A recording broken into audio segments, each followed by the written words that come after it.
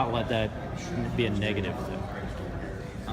It's a lot of motivation just because my goal since I've came here is to be a national champ, and now down to the last string. So, I mean, it's time to get the job done.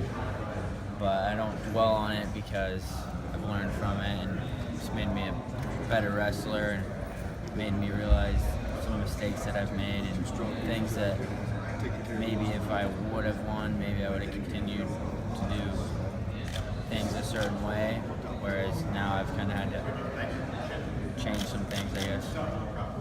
What was the biggest thing you learned from March? Probably that you got to start as soon as possible. Start right away. You can't really work your way into the season. Not that I would purposely do that. Sometimes it would just take me a little bit of a little chunk out of my season just to kind of get in a rhythm where I was wrestling the way I wanted to wrestle.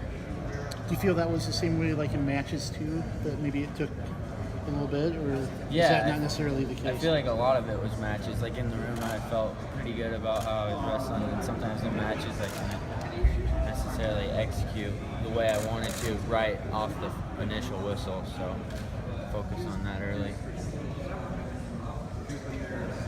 This might seem a little bit silly, but it was your second time in the finals. Did that make it sting a little bit more that you had been there once, and then the second time you weren't able to kind of get over that hump?